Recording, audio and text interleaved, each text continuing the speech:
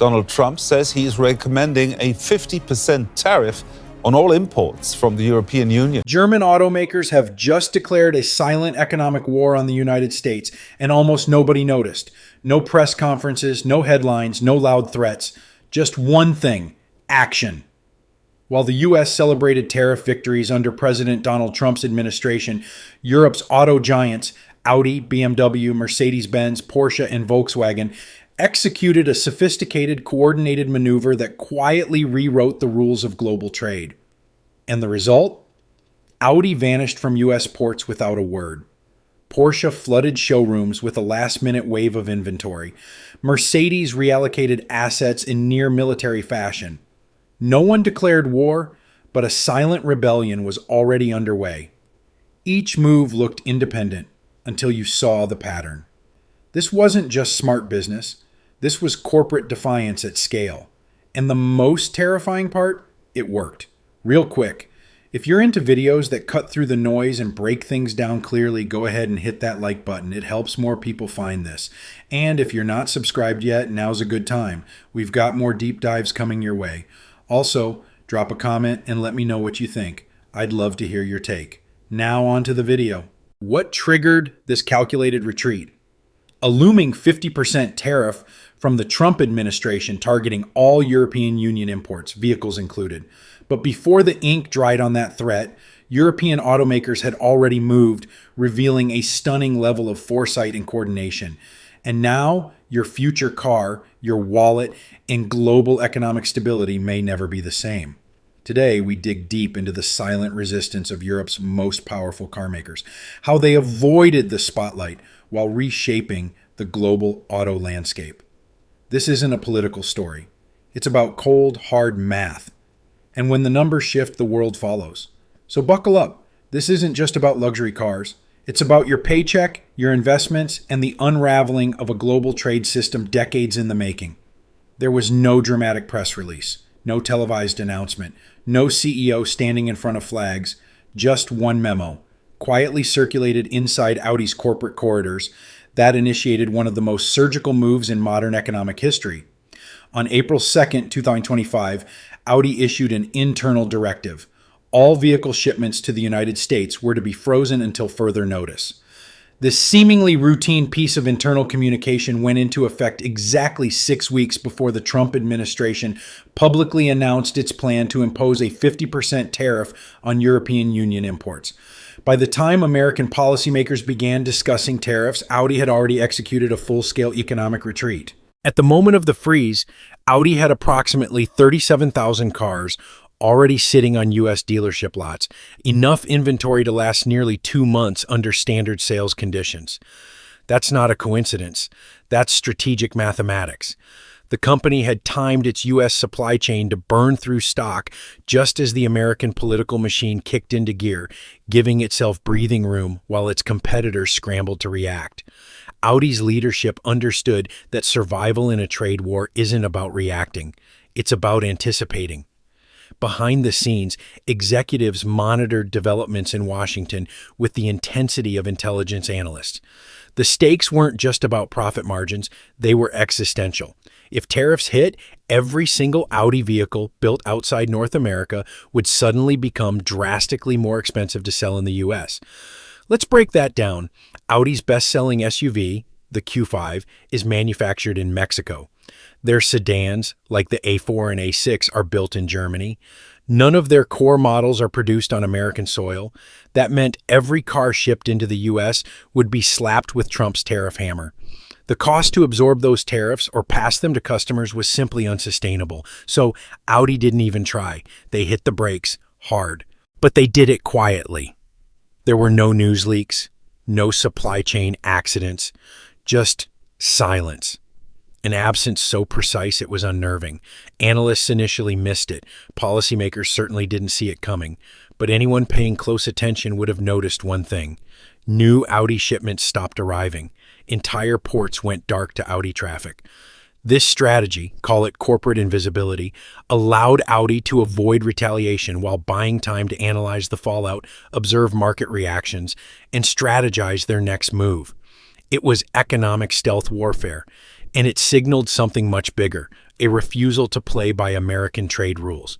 This wasn't about one brand dodging a bad policy. It was a bold declaration of independence from the traditional trade relationship that had bound German automakers to the U.S. for decades. Audi's silence wasn't just a retreat. It was a warning. If Audi could vanish overnight, what was stopping Mercedes, BMW, or Porsche from doing the same? It turns out, nothing. And as the dust settled, that's exactly what they began to do, but in their own unique and equally calculated ways.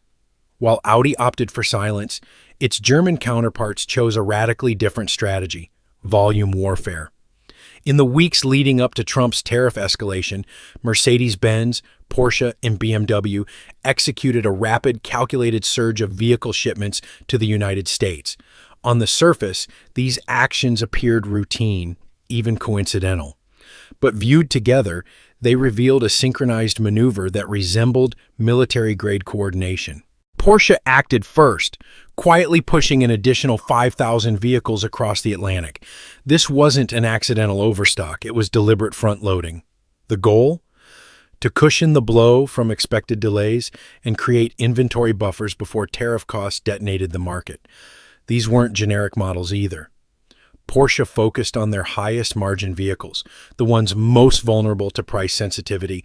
In economic terms, they front-loaded the crown jewels. Mercedes-Benz took an even more sophisticated approach. The company increased inventory at key U.S. locations, including Alabama, Las Vegas, and New York. Each city was selected not just for logistical convenience, but for psychological and political reasons. Alabama housed Mercedes' U.S. production facility, which offered plausible deniability. Tariffs wouldn't apply to locally manufactured models. Las Vegas represented a hub for luxury consumers, where demand was resilient. New York? A center of financial media and policymaking. Flooding these regions wasn't just about cars, it was about controlling perception. BMW too made subtle yet strategic adjustments. The company temporarily halted rail shipments of European-made sedans, rerouting attention toward its US-produced SUVs. The message was subtle but clear. Protect what can be protected and prepare what must be moved. Even Volkswagen joined this silent rebellion, halting shipments of the Jetta and Tiguan from Mexico. At no point did any of these companies publicly admit coordination. There were no statements, no signatures, no official meetings. Yet the actions, taken by entirely different corporate cultures operating in separate cities, fit together like puzzle pieces. It was as if every German automaker understood the playbook without anyone having written it down. The emerging pattern was unmistakable to those inside the industry. Freeze what you can't defend, flood what you can still move. This wasn't just contingency planning, it was economic survival. And remarkably, it was done without triggering U.S. economic intelligence systems or raising alarms in Washington. The brilliance of this strategy lay in its execution. Each move appeared independently rational, but collectively, they formed a shadow alliance, an unspoken, synchronized defense against economic warfare. The goal wasn't to win the war outright, it was to create time, space, and leverage while American politicians debated policies their European counterparts had already outmaneuvered. This was the moment observers realized the Germans weren't waiting for permission to act. They were already at war, quietly, cleverly, and decisively. As vehicle inventories shifted across oceans and borders, another less visible but equally powerful tactic was unfolding: price suppression. It wasn't as flashy as a shipment freeze or an inventory flood, but its impact was profound, and for many analysts, even more disturbing. The strategy was simple in theory, yet difficult to execute. Hold prices steady despite rising costs. And that's exactly what German automakers did. Faced with looming tariffs that should have increased vehicle prices overnight, companies like BMW, Porsche, and Audi absorbed the costs themselves, creating what some called an invisible subsidy. BMW led the charge. For weeks, the company refused to adjust sticker prices, even as production and shipping costs rose dramatically. According to internal estimates, BMW lost millions during this period, but not in wasted production or logistics errors. They lost it intentionally.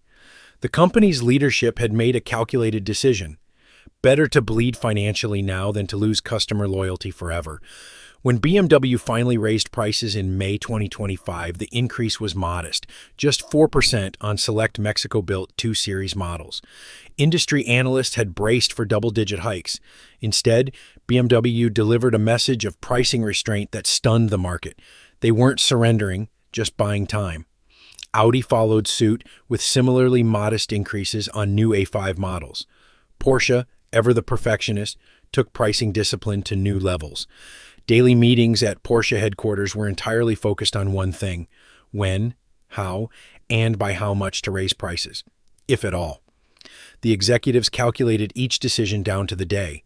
They knew that raising prices too early could drive away customers. Too late, and their margins would implode. It was financial brinksmanship. Meanwhile, Lamborghini and Ferrari, though technically Italian, watched from the wings. Ferrari raised prices quietly, while Lamborghini held firm. Together, the European luxury segment had essentially agreed, without ever agreeing, to shield customers from the immediate financial blow of tariffs. This wasn't just generosity, it was psychological warfare. The effect was chilling. American consumers walked into dealerships expecting chaos, sticker shocks, limited inventory, or empty lots. Instead, they saw the same cars at nearly the same prices. It created a false sense of normalcy, even as the ground beneath the industry was shifting rapidly. For weeks, the illusion held. What made this price suppression strategy even more dangerous was its subtlety. By refusing to panic, German automakers bought themselves time to adjust production plans, seek new partnerships, and push for diplomatic solutions, all without tipping off consumers or triggering market panic. But there was a cost. Internally, profits were plunging. Executives were holding back price hikes not because they wanted to, but because they couldn't afford to lose market share in a volatile political environment. It was a race against time, and the clock was ticking. While American officials applauded the impact of tariffs, they misunderstood the battlefield. The fight wasn't happening in press briefings. It was unfolding silently in pricing spreadsheets, inventory management systems, and boardroom war games. The price suppression wasn't a glitch. It was the plan. While German automakers were busy recalibrating their strategies, the United States dropped its biggest bombshell yet. President Donald Trump's administration, already enforcing a 25% tariff on European Union automotive imports, announced it was recommending that the rate be increased to 50%. Suddenly, what began as a series of tactical adjustments by European car makers became a full-blown trade emergency. The escalation sent shockwaves through the global automotive sector. For decades, European brands had relied on open access to the U.S. market, a pillar of their global profitability. But now the very foundation of that strategy was under direct attack. What once seemed like political posturing had transformed into an existential threat. The 50% tariff proposal didn't just affect imported vehicles, it restructured the entire logic of global auto supply chains. BMW's massive Spartanburg plant in South Carolina, ironically, the largest U.S. auto exporter in 2023, was now at risk. The irony was brutal. A German company employing 11,000 Americans to build cars for export to Europe could now be collateral damage in a trade war it didn't start. The numbers were terrifying. Roughly 50 to 60% of the vehicles that European automakers produced in the U.S. were shipped abroad. These exports helped balance the very trade deficit the Trump administration claimed to be fighting. Now, with reciprocal European tariffs looming, even American-built German cars were in the crossfire. Corporate planning models quickly broke down. Every part, every component, every international shipment had to be reassessed. A taillight sourced from Slovakia, a battery shipped from Germany, an axle forged in Mexico. Each one was now a potential tariff target. The transatlantic automotive ecosystem, built over 30 years, was crumbling under the weight of political arithmetic. And the timing couldn't have been worse. German automakers were already struggling with underused plants and shrinking productivity. Suddenly, they had to decide: absorb unbearable costs, relocate production to the US, or abandon the American market altogether. The escalation also forced European automakers to confront their deepest structural vulnerabilities: labor costs, factory inefficiencies, and aging production models. It was as if the tariffs had pulled back the curtain on decades of weaknesses that had been buried under globalization's success story. The Trump administration framed the move as a necessary correction to unfair trade practices. But for the auto industry, it was a bomb detonated in the middle of a fragile and intricately balanced system. Every automaker had to decide in real time how to survive. And for the German giants, that meant radical change was no longer optional. It was inevitable. As the trade war intensified, the quiet resilience of German automakers began to show signs of structural fatigue. For decades, Germany's automotive giants had been symbols of engineering excellence and operational discipline. But behind the gleaming exteriors of the vehicles lay a fragile industrial core, one increasingly vulnerable to disruption. At the heart of the problem was factory utilization. In 2023, plant utilization data revealed that many German automotive factories were operating at just over two-thirds of their maximum capacity. Some, like the Munich and Leipzig facilities, were running even lower. Under normal circumstances, this would be a concern. In the context of a trade war, it was a crisis. Factory underutilization means fixed costs, like labor, energy, and overhead, are spread across fewer vehicles, driving up the per unit cost of production. That's a recipe for disaster when tariffs are slamming your margins and competitors are operating at peak efficiency. While American and Japanese rivals were squeezing every drop of productivity from their factories, German manufacturers were fighting uphill. And it wasn't just about factory throughput. The labor math was damning. Volkswagen, for instance, produced roughly 13.5 vehicles per employee.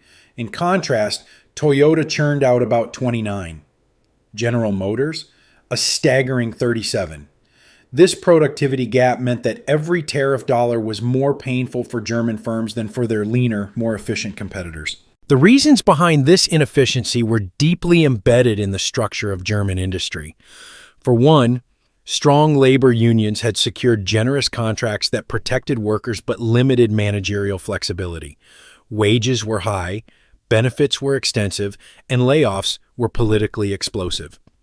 Second, Germany's tax structure, designed to fund comprehensive public services like healthcare and education, added another layer of cost. This high-cost model worked when demand was strong and trade flowed freely. But in a protectionist world, it was a liability.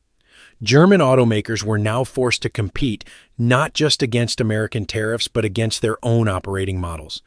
Overcapacity was another ticking time bomb. Nearly one-third of passenger car plants belonging to Europe's 5 biggest automakers were classified as underutilized, producing less than half of their intended volume.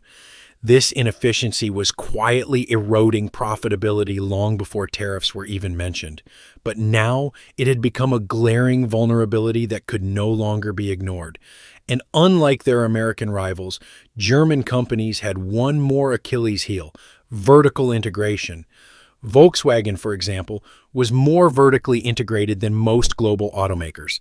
This meant that every drop in sales rippled through a far larger workforce and cost structure. When profits declined, the impact wasn't isolated, it cascaded.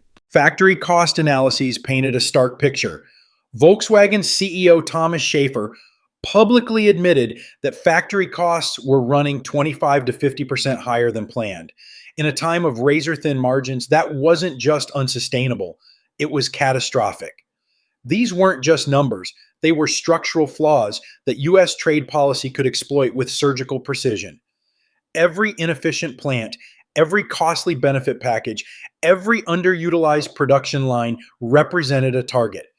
As European automakers scrambled to adapt to rising tariffs and shifting supply chains, their long-hidden weaknesses were being exposed under a harsh spotlight. The very model that once defined German industrial power had become its greatest liability. Faced with spiraling costs, retaliatory threats, and tariff uncertainty, German automakers launched an emergency production pivot that redefined their US operations overnight. But this wasn't a bold expansion strategy fueled by ambition. It was a desperate lifeline, an attempt to anchor themselves in the American market before being completely shut out. Leading the charge was BMW's Spartanburg plant in South Carolina. Already the company's largest global manufacturing facility, Spartanburg shifted into overdrive. Normally producing over 400,000 vehicles per year, the plant was now operating at full capacity, with management evaluating the possibility of adding another shift to absorb more volume. What made this unusual was the speed and urgency. There was no new model launch, no celebratory press release. This was crisis response disguised as logistics. For BMW, Spartanburg became more than just a factory. It became a geopolitical asset. Every SUV that rolled off its assembly line offered protection against tariffs. And in an environment where import duties could erase entire profit margins, domestic production was the only viable path forward. Mercedes-Benz followed a similar trajectory. The company ordered a 25% budget cut across its U.S. division, reallocating funds toward expanding its Alabama facility. Then came the bigger news. Beginning in 2027, Mercedes would add its best-selling GLC SUV to the Alabama production lineup. This wasn't just a smart move, it was a statement. Mercedes was signaling that it was willing to invest in American soil to protect its presence in the market. Audi and Porsche, traditionally more reliant on European manufacturing, had long resisted U.S. production, but the math was now undeniable. If tariffs rose to 50%, importing vehicles into the U.S. would be financially suicidal. Executives began exploring local manufacturing options for the first time in company history. It was a cultural and strategic shift few would have imagined even a year earlier. The sudden acceleration of US-based production wasn't limited to new factory plans. Automakers began redirecting engineering resources, negotiating with suppliers, and fast-tracking approvals for facility upgrades. Internal documents from Volkswagen showed project timelines being compressed from years to months. Billions of dollars were being allocated for emergency diversification, not expansion. But here's the paradox. None of this was designed to grow market share. It was about defense, not offense. German automakers weren't trying to outcompete Tesla or Ford. They were trying to remain in the game at all. The costs were immense. Building or modifying a plant in the U.S. wasn't just about real estate. It involved duplicating supply chains, retraining workers, and integrating global platforms into American regulations. Every move carried risk, and none of it was guaranteed to succeed. Still, the alternative was worse. Relying on imports in a world of tariffs meant forfeiting the U.S. market, and no German automaker, no matter how strong in Europe or Asia, could afford to lose access to the world's most profitable car buyers. In less than a year, a complete rewiring of German industrial strategy was underway. Not because the companies wanted to, but because survival demanded it. While German automakers scrambled to expand U.S. operations, the cracks in the global supply chain began to widen, and soon they started to fracture. What began as a calculated response to tariffs quickly spiraled into a worldwide logistics nightmare, and even companies outside Germany began to feel the shockwaves. One of the earliest signs came from Volvo. Though not German, Volvo had been manufacturing its S90 sedan in China for export to the U.S. When the tariff situation deteriorated, the company canceled all U.S. orders for the Chinese-made S90 and simultaneously announced a 5% workforce reduction at its South Carolina plant. This was a red flag for the industry. Even diversified global players couldn't escape the domino effect. BMW followed with a major setback of its own. The much-anticipated U.S. launch of its new electric Mini Cooper was postponed indefinitely. While the company cited market volatility, insiders pointed directly to tariff uncertainty and the risk of supply chain bottlenecks. Mercedes-Benz soon paused a future model debut, citing similar concerns. Audi took the most dramatic step, continuing its total suspension of all shipments bound for North America. What had started as a silent protest had now become a long-term strategy of disengagement. These moves weren't isolated. They were part of a pattern analysts began calling chilling recalibration. Not a complete retreat from the U.S. market, but a slow, deliberate unwinding of global production logic that had held firm for decades. Porsche, for instance, began evaluating whether it could relocate production of a future model to North America. A decision like this would have been unthinkable under normal circumstances. European automakers have long prized their heritage in centralization, with Germany serving as both production hub and innovation engine.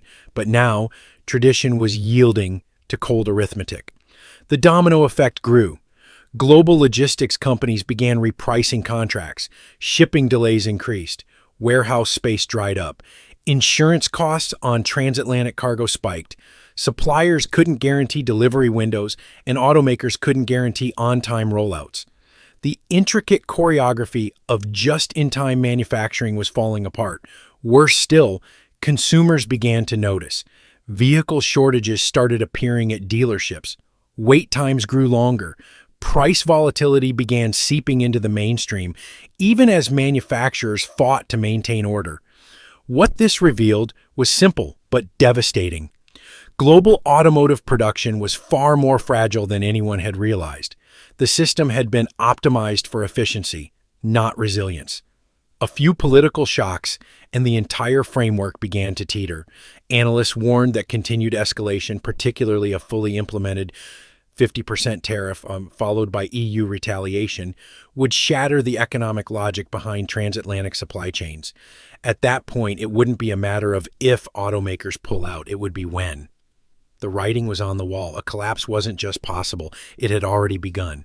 While German automakers scrambled for cover and American politicians celebrated short-term trade wins, the European Union was quietly constructing a retaliatory campaign that would rival, and in many ways surpass, the precision of any economic response seen in modern trade history. And they weren't doing it with panic or emotion. They were doing it with strategic clarity and mathematical intent. At the center of this effort was European Commission President Ursula von der Leyen. Her approach was not to match Trump's tariffs blow for blow immediately, but to buy time, organize resources, and strike at the most politically vulnerable nodes in the American economy. Brussels wasn't just preparing an economic response, it was preparing a psychological one. The European Commission announced it would wait for the United States to finalize its 50% tariffs before unveiling its own countermeasures. But behind this measured response was a war room of economists, diplomats, and industry strategists running simulations, drafting target lists, and timing announcements for maximum political pressure. The final blueprint, a $95 billion retaliation package, the largest trade counterstrike ever assembled by the EU. The targets weren't randomly selected. They were designed to inflict direct damage on key American political constituencies, especially those whose electoral support was critical to Trump's power base. Kentucky's bourbon industry, for instance, was singled out for targeted tariffs. Why? Because it's the economic heartbeat of Senate Minority Leader Mitch McConnell's home state. Harley-Davidson motorcycles from Wisconsin were also on the list, a blow to a company that had once been used as a poster child for American manufacturing greatness under Trump. Boeing, one of America's largest exporters, was next. The EU planned to impose sweeping tariffs on U.S. aircraft, striking at a sector that employed hundreds of thousands of workers across multiple states, states that matter during election cycles. This was economic warfare via surgical precision, and the scalpel was wielded with chilling calm. Machinery and equipment, often ignored in media coverage, were also squarely in the EU's sights. These products, critical to America's industrial backbone, would face tariffs that would quietly choke profitability without generating immediate headlines. The idea was simple: hit America where it couldn't scream, but where it would bleed. And then came the full circle moment. European retaliation would also target American automakers: Ford, General Motors, Tesla. If the U.S. blocked German imports, Europe would reciprocate by hammering U.S. auto exports. Ford's sales in Europe? On the chopping block. Tesla's Berlin-built vehicles heading for U.S. buyers at risk of regulatory backlash or retaliatory duties. This wasn't just policy, it was political chess. The EU wasn't seeking to escalate endlessly, but to force a negotiation under pressure. Each economic lever was chosen to send a message not just to Trump, but to American voters and corporations. Push us, and we will push back harder. What made the European retaliation plan particularly devastating was its timing. The EU gave Washington until July to back down or face the consequences. This aligned perfectly with the beginning of America's pre-election cycle, ensuring that the economic pain from the tariffs would hit, just as political campaigns ramped up. European policymakers knew that trade wars aren't just fought with spreadsheets, they're fought with headlines, ballots, and boardroom panic. And as the deadline approached, one thing became clear. The Europeans weren't bluffing. They were preparing for the long game. This wasn't just a story about tariffs or trade policy. It was a silent war, fought with spreadsheets, shipping manifests, factory schedules, and political timing.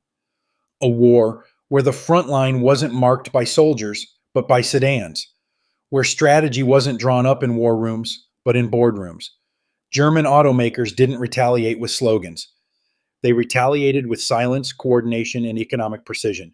And while Washington celebrated temporary wins, the real costs were quietly passed down to families, to workers, to industries caught in the middle.